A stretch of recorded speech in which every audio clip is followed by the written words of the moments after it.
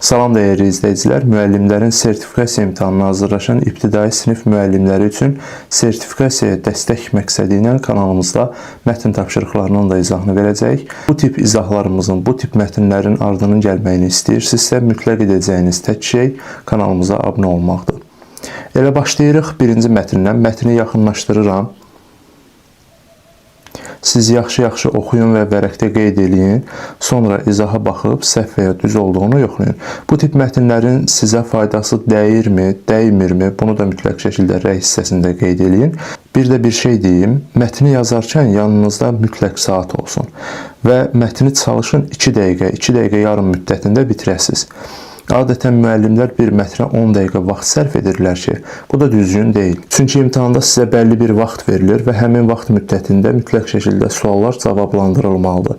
Mən də ona görə tövsiyə edirəm ki, yanınızda saat olsun. Oradan hansısa bir saniyəni quraşdırın və yaxud da saata baxın və 2 dəqiqə, 2 dəqiqə yarım müddətində həmin mətni oxuyub cavablandırın.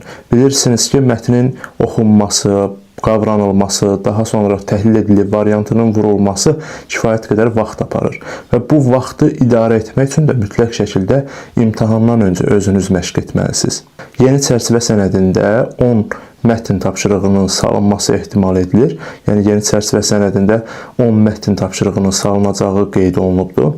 Ona görə də tövsiyə edirik ki, yəni mətnlər üzərində daha çox çalışın və vaxtın idarə edilməsində də saatdan istifadə edin ki, yəni vaxtı rahat idarə edə biləsiniz. İmtahanda sizin bu şansınız olmayacaq. İmtahanda sizə müəyyən bir vaxt veriləcək və həmin vaxt çərçivəsində bu suallar cavablandırılmalıdır. İmtahanın sonunda deməyəsiniz ki, mənim hansısa sualım cavabsız qaldı. Yəni cavablandırmağa vaxtım qalmadı. Yəni bunu öyrənməkdən ötürü, bunu idarə etməkdən ötürü sizin imtahandan öncə şansınız var və bu şansdan faydalanın. Əvvəlki illərdə təbii ki, sertifikasiya imtahanında mətn tapşırıqları az salınırdı, 3 mətn salınırdı. İndi isə 10 mətnin düşməsi qeyd olunubdur çərçivə sənədində. Çox güman ki, 2027-ci ildə və eyni zamanda 2028-ci ildə sertifikasiya imtahanı verəcək ibtidai sinif müəllimlərinin imtahanında 10 mətn tapşırığı istifadə olunacaq. Bunlar oxuyub anlama ilə bağlıdır və hansı istiqamətləri əhatə edəcək, bununla bağlı kanalımızda video paylaşılacaq. Təbii ki, həmin videodan xəbərdar olmaq üçün mütləq şəkildə kanalımıza abunə olun ki, həmin video paylaşılanda dərhal xəbəriniz olsun. Yəni ona görə də mətn tapşırıqları üzərində çox çalışmalısınız və bizim xüsusi mətn tapşırıqlarından ibarət sınaqlarımız eyni zamanda dərs qrupunun tərkibində mətnlərlə bağlı xüsusi dərs videolarımız və onlarla bağlı çalışmalarımız yer alacaqdır. Və həmin ödənişli dərslərə, yəni dərs qruplarımıza qoşulmaq istəyirsinizsə, aşağıda göstərilən nömrəyə 055 623 1303 nömrəsinə WhatsApp-da yaza bilərsiniz. Qeyd edeyim ki, sentyabr qruplarımıza qeydiyyat davam edir və hələ də gec deyil, qeydiyyatdan keçə bilərsiniz. İndi başlayırıq birinci sualdan. Mətnə əsasən hansı suala cavab tapmaq mümkün deyil? Qarşınıza bu şərt daxilində test tapşırığı çıxa bilər, yəni mətnə əsasən hansı suala cavab tapmaq mümkün deyil. Bu sualı yerinə yetirməkdən ötürü ilk növbədə mətn diqqətli şəkildə oxunmalı, daha sonra variantlara nəzər salınmalıdır. Adətən müəllimlər imtahan stresindən, imtahan atmosferindən, imtahan həyəcanı keçirirlər.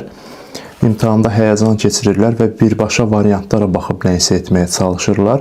Amma yadınızda qalsın ki, yəni bu şərt daxilində sizin qarşınıza mətn çıxıbsa, mütləq şəkildə mətn oxunmalı, daha sonra mətnlə bağlı tapşırıqlar yerinə yetirilməlidir. Gəlin oxuyaq. 1879-cu ildə məşhur ABŞ ixtiraçısı Thomas Edison 1847-1931 kütləvi istehsal üçün yararlı olan uzun ömürlü lampa ixtira etdi.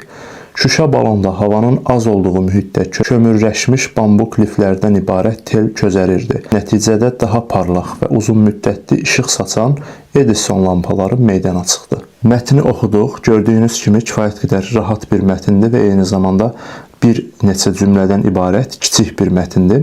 Gəlin variantlara nəzər yetirək. A variantına baxırıq. Edison lampaları neçənci əsrdə ixtira edilmişdi? Bu sualın cavabı mətndə var. 1879-cu ildə, yəni 19-cu əsrdə ixtira edilibdir. Yəni ili əsrə çevirməklə bunu tapmaq mümkündür.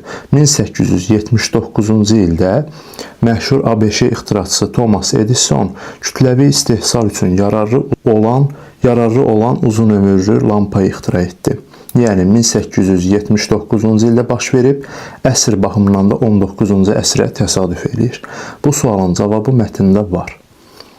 İkinci suala baxırıq. Edison lampalarının digər lampalardan fərqi nədir? Həmçinin bu sualın cavabı da mətndə var. Nəticədə daha parlaq və uzun müddətli işıq saçan Edison lampaları meydana çıxdı. Yəni burada bu lampanın digər lampalardan fərqli olmasını göstərmiş olur. Belə ki, parlaq və uzun müddətli işıq saçan lampa meydana çıxıbdır və bunun fərqi də parlaq və uzun müddətli işıq saçması idi. Demək ki, bu sualın cavabı da mətndə var. Edison lampalarının iş prinsipi necə idi? Edison lampasının iş prinsipi haqqında təbii ki, biz mətnin ikinci cümləsində məlumat əldə edirik.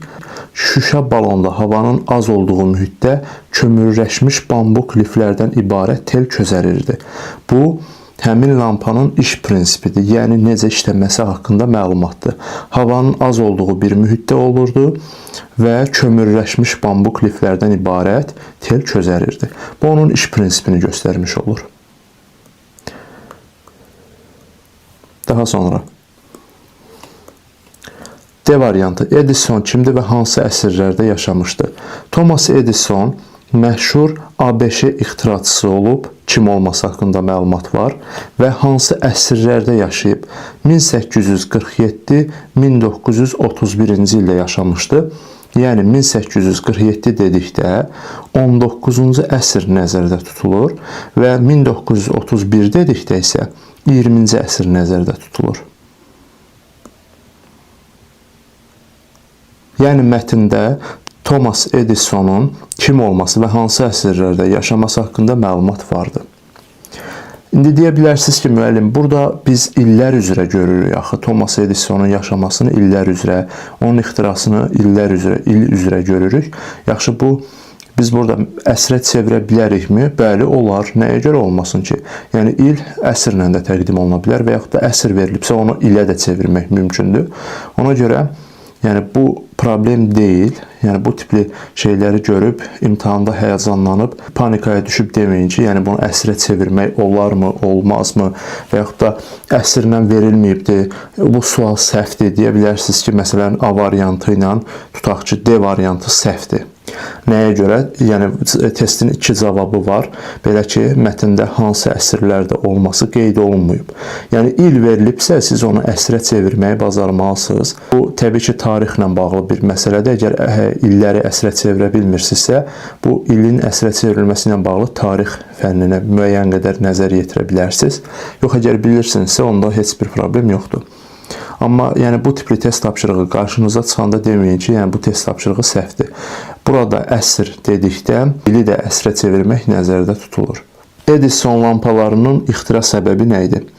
Edison lampalarının ixtira səbəbi mətndə verilməyibdir. Mətndə Edisonun bu lampanı hansı ehtiyacdan və hansı səbəbdən ixtira etdiyi qeyd olunmayıbdır. Ona görə doğru cavab olur E variantı. Deyə bilərsiniz ki, kütləvi istehsal üçün uzun müddətli lampa ixtira etdi. Təbii ki, o öz məqsədi naminə kütləvi istehsal üçün bunu ixtira etdi. Yəni, belə deyək də, istehsalına başladı.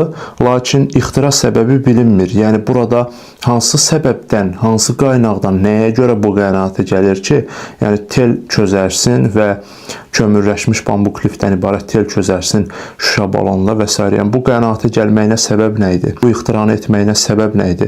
Yəni, bu mətndə yoxdur. Ona görə testin doğru cavabı olur E variantı.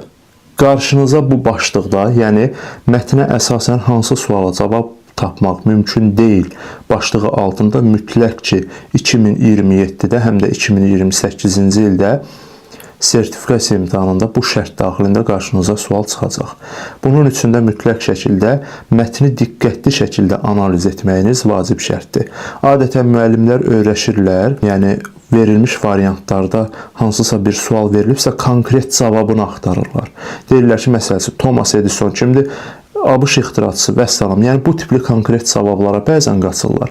Amma yadınızda qalsın ki, baxın, elə bir xüsusiyyətlər verilə bilər ki, siz həmin xüsusiyyətlərdən müəyyən bir təhlillər aparmalı, daha sonra təhlilin nəticəsində müəyyən bir cavab tapmalısınız. Necə ki, ilib əsrə çevirib, yəni təhlil eləyib, daha sonra verilmiş suala cavab tapdıq. Bu da əsas verir ki, düşünək ki, yəni qarşımıza elə bir mətn tapşırıqları çıxa bilər ki, konkret, yəni variantlarda verilmiş suallara cavabın konkret olduğu hissə mətndə qeyd olunmaya bilər və müəyyən bir təhlillər nəticəsində həmin cavaba gedib çata bilərik. Yəni ona görə də çalışın özünüzü müəyyən qədər incidin. Nə mənada incidin? Yəni mətni oxuyarkən çalışın ki, onu anlayasınız və müəyyən bir həll yolları axtarmağa çalışasınız. Keçək 2 nömrəli mətnə. 2 nömrəli mətn də kifayət qədər maraqlı test tapşırığıdır və eyni zamanda bu mətnin həcm baxımından digərindən bir qədər böyükdür. Mətndəki məlumatlara əsasən bu nəticəni çıxarmaq olar. Mətnin nəticəsinin müəyyən edilməsi ilə də bağlı qarşınıza test tapşırıqları çıxa bilər. Bunun üçün nə edirik? Təbii ki, başlayırıq ilk növbədə mətni oxuyuruq. Diqqətli şəkildə mətn oxunmalı, daha sonra variantlara nəzər yetirilməlidir. Fransız cərrahı Dominik Lari 1766-1842 əyri cərrahiyyə iynəsi icad etdiyi üçün qızıl medalla təltif olunmuşdu. Ona uğur gətirən ixtiralardan biri də təcili yardım karetasının düzəldilməsi idi. 1792-ci ildə Fransa, Avstriya və Prusiya ilə müharibə apararkən Lari başqa bir kəşfə imza atdı. O, başa düşdü ki, döyüşdə yaralananları böyük və ağır furqonlarla ön xəttdən çıxarmaq çox çətindir. Odur ki, yüngül və cəld hərəkət edən arabalar icad etdi ki, onlarla yaralıları tez bir zamanda hospitala çatdırmaq mümkün idi. Mətni oxuduq. İndi gəlin variantlara baxaq. A variantında qeyd olunub ki, Fransız cərrahı 76 yaşlı Dominik Lari Fransanın Avstriya və Prusiya ilə apardığı müharibədə vəfat etmişdi. Bunun doğru olub-olmamasını, yəni bu nəticənin çıxıb-çıxmamasını yoxlamaq üçün baxırıq nəyə? Dominik Lari 1766-1842-ci illərdə yaşamışdı və ilk baxışda 1842-dən 1766-nı çıxdıqda cavab alınır 76. Təbii ki, 76 yaşı olub, lakin 1792-ci ildə müharibə baş veribdi və bu, belə deyək də, dünyadan köçübdü 1842-ci ildə. Təbii ki, müharibədən nə qədər sonra hadisə, yəni ki, ölüm hadisəsi baş veribdi. Demək ki, bu müharibə zamanı vəfat etməyibdi. Eyni zamanda mətnin tərkibində Larinin Fransanın Avstriya və Prusiya müharibəsi zamanı ölməsi haqqında da heç bir məlumat yoxdur. B variantına nəzər yetirək. Təcili yardım karetasının ixtirası Lariyə böyük uğur gətirmiş, doğrudur. Və bu ixtiraya görə cərrah qızıl medalla təltif olunmuşdu. Bu fikir yanlışdır. Nəyə görə? Çünki qeyd olunub ki, əyri cərrahiyyə iynəsi icad etdiyi üçün qızıl medalla təltif olunmuşdu. Burada isə qeyd olunub ki, karetanın ixtirasına görə qızıl medalla təltif olunub. Demək ki, bu fikir yanlışdır. Daha sonra C variantı doğru cavabdır. C variantını saxlayıram, keçirəm D variantına. Fransa, Avstriya və Prusiya ilə müharibə apararkən cərrah və ixtiraçı Dominik Larinin 50 yaşı var idi. Demək, Dominik Lari 1766-cı ildə doğulubdur və müharibə də 1792-ci ildə baş veribdir. Nəzər yetirsəz mətndə bu belədir. Və 1792-dən 1766-nı çıxdıqda cavab olur 26. Yəni müharibə apararkən onun 26 yaşı var idi, 50 yaşı yox idi. Bu fikir yanlışdır. Demək, bu variantı da çıxırıq. Yəni, bu nəticəni çıxarmaq olmaz. Əyri cərrahiyyə iynəsi icad edən Dominik Lari fransız mühəndisi idi. Əyri cərrahiyyə iynəsi icad etmişdi Dominik Lari. Lakin, həmçinin fransız idi. Lakin, mühəndis deyildi. Fikir verin, cərrah idi. Fransız cərrahı idi, mühəndisi deyildi. Bu fikir də yanlışdır. Buradan belə bir qənaətə gələ bilərik ki, mətndə olan hər bir sözün öz əhəmiyyəti var. Yəni, burada bir söz var, mühəndis. Burada da bir söz, cərrah sözü. Bu sözlərin bir-biri ilə fərqləndirilməsi, yəni E variantının yanlış olduğunu göstərməyə imkan verdi. Cəld hərəkət edən arabaların icad olunmasına səbəb müharibə zamanı yaralıların cəbhənin ön xəttindən çıxarılmasında olan çətinlik idi. Gəlin bunu fərqləndirək. Baxın, qeyd olunub ki, o başa düşdü ki, döyüşdə yaralananları böyük və ağır furqonlarla ön xəttdən çıxarmaq çox çətindir. Odur ki, yəni ona görə də yüngül və cəld hərəkət edən arabalar icad etdi ki, onlarla yaralıları tez bir zamanda hospitala çatdırmaq mümkün idi. Yəni bu fikir doğru cavabdır. Doğru cavab olur C variantı. İndi isə keçək 3 nömrəli mətnimizə. Yaxınlaşdırıram. Siz məndən öncə cavablandırın, daha sonra ekranı açıb izahımla yoxlayın. Gəlin oxuyaq. Kiçik kəndlərin birində çox hiyləgər bir oğru var idi. Bir gün bu oğru bir dəst paltar oğurlayıb bazara satmağa aparır. Bazarda başının qarışıq olduğu vaxt başqa bir oğru ondan həmin paltarı oğurlayır. Oğru əli boş, kefsiz qayıdıb gəlir. Yoldaşları ondan soruşurlar. De görək, neçəyə satdın? Hansı qiymətə almışdımsa, elə o qiymətə də satdım deyə oğru cavab verir. Yəni, gördüyünüz kimi kifayət qədər maraqlı bir mətindir.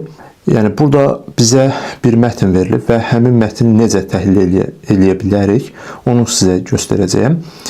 Görürük ki, mətnin ideyasının müəyyənləşdirilməsi ilə bağlı test tapşırığıdır. Mətnin ideyasını bizə tapmaq üçün variantlarda, demək, mətnin ideyasını bizə tapmaq üçün variantlarda atalar sözləri veriblər. Atalar sözləri veriblər. Yəni burada nə etmək lazımdır? Ani bir göz atmaq lazımdır. Gördük ki, ideyanı soruşur. Görürük ki, ideyanı soruşur. Demək ki, mətni diqqətli şəkildə oxuyub, daha sonra variantlara baxmalıyam.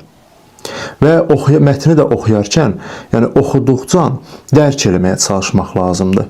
Çünki ideyanın müəyyənləşdirilməsi həm də müəyyən mənada dərk etməkdən keçir. Yəni mətni dərk etməliyəm ki, variantlar üzərində işləyə bilim. İndi variantlara baxaq. Qorxan gözə çöp düşər. Bu qorxu ilə bağlı bir məsələdir. Yəni mətndə qorxu mövzusu yoxdur.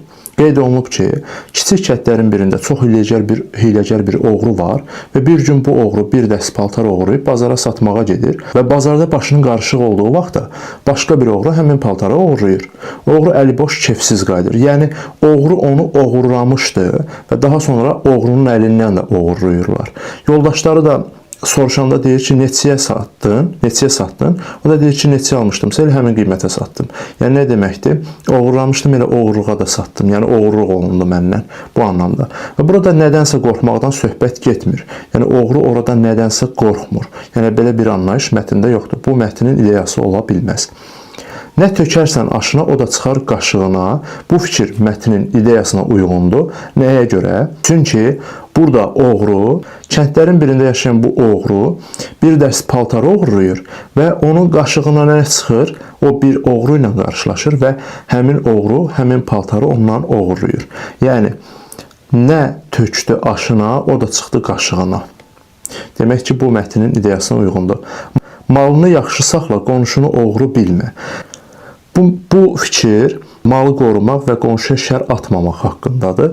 Və malın özü də heç oğruya aid deyildi və onu necə yaxşı saxlasın, oğru bir də qonşunu oğru bilmək. Heç o qonşunu oğru bilmədi ki, oğru gəlib ondan oğurladı. Heç o da o qonşusu deyildi. Demək ki, bu da mətnin ideyasına uyğun deyil. Abırlı abrından çəkinər, abırsız nədən çəkinər? Həya və abır haqqındadır. Abırlının abrından çəkilməsindən və yaxud da abırsızın nədən çəkinməsindən söhbət getmir. Oğruların hər ikisi abırsızdır, bu aydın məsələdir. Amma abırlı abırlıdan çəkinər. Burada hansısa bir şəxs abırlı deyildi ki, götürüb ondan çəkilsin. Ona görə bu da uyğun gəlmir. Sonrakı peşmanlıq fayda verməz. Peşmançılıq haqqındadır, lakin mətndəki oğru peşmanlıqdan daha çox taleyi ilə barışıb istehsa edir. Yəni, burada peşmanlıqdan söhbət gedə bilməz. Orada oğrunun təbii ki, əli boş və kefsiz qayıtması məsələsi var. Amma sonraki peşmançılıq fayda verməz fikri peşmançılıq haqqındadır və oğrunun peşman olmağından çox burada taleyi ilə barışıb istehsa ilə danışmasına gedir. Yəni, burada peşman olmayıbdır. Deyir, neçəyə satdın? Deyir, hansı qiymətə almışdımsa elə o qiymətə də satdım. Demək ki, peşman deyil də, yəni artıq müəyyən qədər nəyisə başa düşməyə çalışır. Doğru cavab oldu B variantı. Belə dəyərli müəllimlər, yəqin ki, bu video sizlərə faydalı oldu. Kanalımızda əgər mətn tapşırıqları və onların izahını görmək istəyirsinizsə, o zaman kanalımıza abunə olmağı yaddan çıxarmayın. Qeyd etdiyimiz kimi, nə qədər çox abunə sayı artarsa, biz də bir o qədər çox sizə dəstək olacağıq. Və son olaraq qeyd edeyim ki, bizim ödənişli qruplarımıza qoşulmaq istəyən müəllimlər sentyabr qruplarına qoşula bilərlər. Hazırda qeydiyyat davam edir və qeydiyyatdan keçib sentyabr ayından dərslərimizdə iştirak edə bilərsiniz. Kifayət qədər yüksək nəticələrimiz var. Müxtəlif sosial şəbəkələrdən, Instagramdan, Facebookdan bizi izləyə bilərsiniz. Və qeyd edeyim ki, yəni 60 balımız da var, 59, 58, 57, yəni müxtəlif illərdə toplanmış 59 ballarımız kifayət qədər çoxdur. Təbii ki, 60 bal səhv etmirəmsə 1-dir ya 2-dir, 2 olmalıdır, səhv etmirəmsə 2 olmalıdır. Hə, 2 olmalıdır, 2-dir. Və demək, 59-lar daha çoxdur, 58, 59-lar daha çoxdur və burada ən əsas məsələ bilirsiniz nədir? Azərbaycan dilindən, yəni bizə qoşulan Azərbaycan dilindən bir çox, yəni 90% müəllim Azərbaycan dilindən 25-ə 25 yazıb. Təbii ki, burada mənim məqsədim bizim dərsləri tərif etmək deyil. Yəni bunu nəticələr göz önünə qoyur. Lakin yəni yenə də tərəddüd eləyirsinizsə, dərslərimizə ən azından sınaq formasına qoşulub, yəni ilk dərs ödənişsizdir. Daxil olub keyfiyyətə baxıb, daha sonra bizimlə davam edə bilərsiniz. Təbii ki, bu sizin şəxsi seçiminiz olacaq. Amma bir şey qeyd edeyim ki, artıq yəni hazırlaşmaq üçün vaxt azalır. Ona görə də çalışın ki, indidən qeydiyyatdan keçəsiniz ki, sentyabr ayından artıq hazırlıqlara başlaya biləsiniz. Və bunu da qeyd edeyim ki, yəni adətən soruşurlar ki, bəs Zoom dərsləridir və bu Zoom dərslərində neçə nəfər olur? 25-30 nəfər olur. Lakin bu sayı eşidəndə bəzən müəllimlər deyir ki, nə bilim, bu sayı çoxdur. Onsuz da hara getdiniz, bu sayı görəcəksiniz və qiymət də 20 manatdır. 20 manata yəni bu sayın olması o qədər də çox deyil. İkinci növbədə müəllim bunu nəyə görə düşünür? Müəllim düşünür ki, mən Zoomda sual vermə imkanından məhrum olacağam. Yəni o qədər adam varsa sual vermə imkanım olmayacaq. Deyək ki, 1 saat 90 dəqiqə, daha sonra 2 saat müddətində davam edən dərsdə təbii ki, orada hər kəs sual verə bilməz. Nəyə görə sual verə bilməz? Çünki orada sizin sual vermək imkanınız olmayacaq. Hərə bir sual versəm, mən də ona 5 dəqiqə cavab versəm, dərsimiz elə həmin suallara gedəcək. Mən mövzunu izah edə bilməyəcəyim. Hazırki zamanda hər kəsin Zoom-la təşkil etdiyi dərslərdə, yəni söhbət normal müəllimlərdən, normal təlimçilərdən, normal tədris edənlərdən gedir. Normalda belədir ki, yəni Zoom dərslərində biz dərsləri tədris edirik. Təbii ki, hansısa sualınız yaranarsa, bunu qeyd dəftərinizə qeyd edirsiniz və onu sual-cavab WhatsApp qrupunda verirsiniz ki, yəni dərsin vaxtına mane olmayasınız. 2 saat müddətində mən sizə məsələn deyək ki, ismi tam şəkildə, mükəmməl formada izah eləyirəm və hər şey orada ətraflı şəkildə izah olunur. Təbii ki, hansısa bir sualınız heç yaranmayacaq. Düşünmürəm ki, yaransın. Deyək ki, yarandı. Onda sual-cavab WhatsApp qrupumuz olacaq ki, qeydlərinizi baxın, həmin sual-cavab WhatsApp qrupunda verə biləcəksiniz. Və bu Zoom dərslərinin video qeydləri YouTube-a yüklənəcək və sizə göndəriləcək ki, sonradan da həmin izahlara baxıb, yəni qeydlərinizlə də orada müəyyən üst-üstə düşən məqamları yenidən təkrar edə bilərsiniz və təkrar etmək üçün də kifayət qədər şansınız olmuş olacaq. Yəni bu qədər mükəmməldir. Və bu dərslərin tərkibinə nələr daxildir? Bütün mövzuların ətraflı şəkildə izahı, tam sıfırdan tədris olunur dərslər və tam səmimi deyirəm. Yəni mən yerinizdə olsam, ən azından düşünməliyəm. Düşünməliyəm ki, mövzu izahları verilir. Dövlət İmtahan Mərkəzinin test toplusu verilir. Yəni izahları verilir. Və bundan əlavə həftəlik və aylıq sınaq imtahanları təşkil olunur. Və daha sonra sual-cavab WhatsApp qrupu var. Vərdiş testləri işlədilir. Mətn tapşırıqları, yəni xüsusi mətn tapşırıqları işlədilir. Qızıl qaydalar verilir. Demək ki, bu yəni 20 manata görə həddən artıq çox bir proqramın, yəni tərkib hissəsi çox zəngindir. Ona görə tərəddüd etmədən qoşulmağınızı tövsiyə edirəm.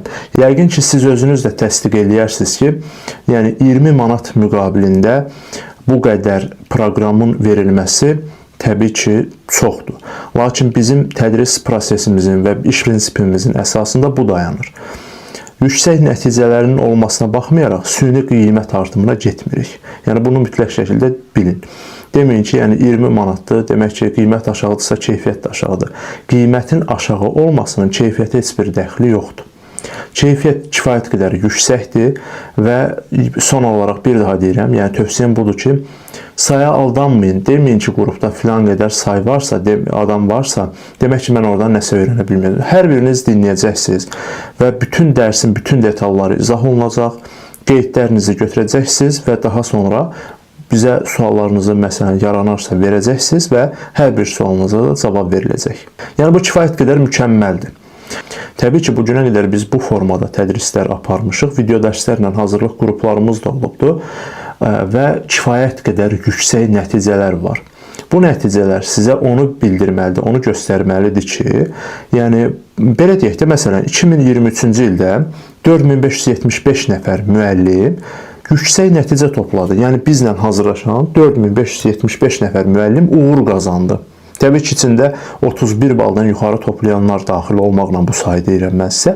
Amma əsas məsələ nədir? Uğur qazanmaq. Uğur qazanmışdılar. Və 51 plus toplayan müəllimlərin sayı da kifayət qədər çoxudur. Həddən artıq çoxudur. 2024-də, 25-də hər il bizim yüksək nəticələrimiz olur. Bunu yenə də deyirəm, tərif üçün demirəm. Baxın, qoşulun dərslərimizə, keyfiyyəti görün. Əgər razı qalarsınızsa davam edin. Yox, razı qalmazsınızsa o zaman siz özünüzə uyğun müəllim seçmiş olarsınız.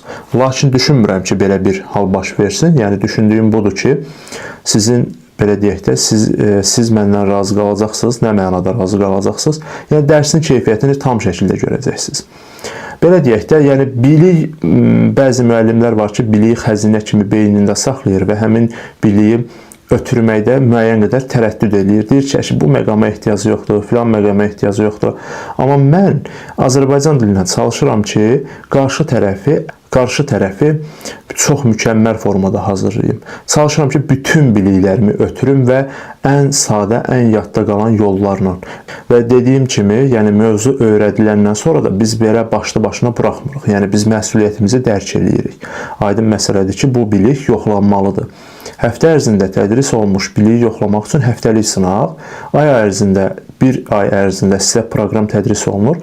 Həmin proqramın necə mənimsənilib, mənimsənilmədiyini yoxlamaq üçün də, necə mənimsənildiyini yoxlamaq üçün də biz aylıq sınaq imtahanı təşkil edirik ki, həmin sınaq imtahanı nəticəsində biz müəyyənləşdiririk ki, müəllim hansı vəziyyətdədir, hansı səviyyədədir. Belə dəyərli müəllimlər, yəqin ki, video sizlərə faydalı oldu. Video sizlərə faydalı oldusa, videonu bəyənməyi, rəy yazmağı və paylaşmağı unutmayın.